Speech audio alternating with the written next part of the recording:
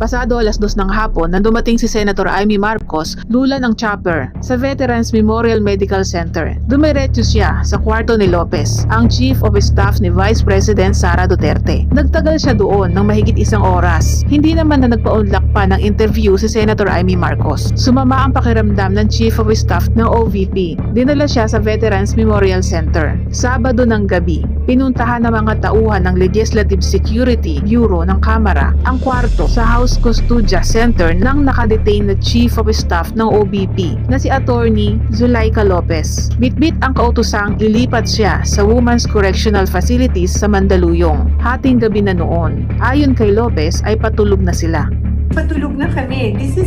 It's already 12 o'clock in the evening and then pumasok na sila one by one. Dumating si Vice President Sara Duterte mula sa opisina ng kapatid niya na si Davao City Representative Paulo Duterte. Hindi pumayag si Vice President Sara Duterte na mailipat si Lopez sa Women's Correctional sa Mandaluyong. Sa isang online briefing, ikwinento ni Attorney Lopez ang pagsilbi sa kanya ng transfer order. Hindi lang to harassment.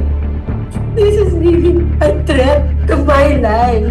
Sa gitna ng briefing ay sumama ang pakiramdam ni Lopez at si VP Sara na ang humarap. Sa galit ni VP Sara ay pinagmumura niya sina Speaker Romualdez, First Lady Liza Marcos at President Bongbong Marcos dahil sa panggigipit sa kanya at sa mga tauhan ng OVP. Martin Romualdez, Liza Marcos, Bongbong Marcos.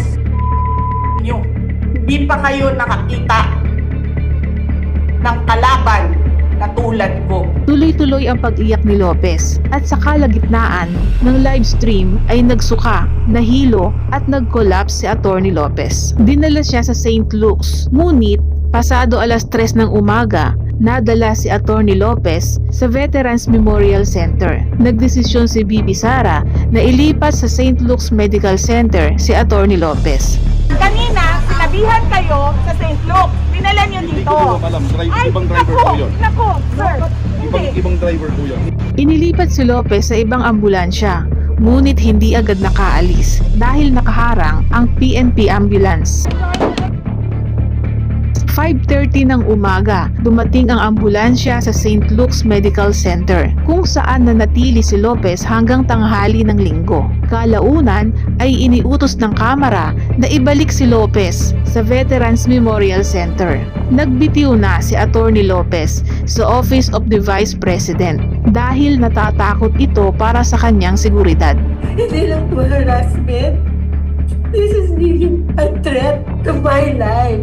Dahil dito ay sinabi ni VP Sara na nanalo na si Speaker Romualdez dahil sa pagbibitiw ni Attorney Lopez. Planong ireklamo ng OVP ang labis na puwersa na ginamit ng mga pulis habang nakabantay sa kanila. Ayon kay VP Sara, siya lang ang target ng panggigipit at nadadamay lang ang kanyang mga tauhan sa OVP. Dumalaw din si Senator Bato de la Rosa sa veterans at binatikos ang labis at matinding pressure kay Lopez. Sa online briefing ay binanggit ni VP Sara na kung ipapatay daw siya ay may inutusan siyang papatay kay President Marcos, First Lady Liza Araneta Marcos at Speaker Romualdez. May kinausap na ako na tao. Nabi ko sa kanya, kapag pinatay ako, patayin mo si BBM, si Liza Araneta at si Martin Romualdez. No joke. And then he said yes. Sineryoso ng Malacanang ang binitiwang salita na ito ni VP Sara. Kaya idinulog nila ito sa Presidential Security Command para sa agarang aksyon. Ayon naman kay VP Sara ay hindi banta sa Pangulo sa unang ginang at Speaker ang kanyang pahayag. Sinabi ko, kung mamatay ako, ibig sabihin, in the first place, meron ng threat sa akin. It's the same as itapon ng bangkay sa West Philippine Sea, which was talking about doing it is not actionable. Dati nang sinabi ni VP Sara na kung hindi sila titigil sa panggigipit sa kanya ay ipapahukay niya ang labi ni Pangulong Ferdinand Marcos Sr. Nagtipon din sa harap ng veterans ang mga taga-suporta ng Vice Presidente. Hiling nila ang kaligtasan nito.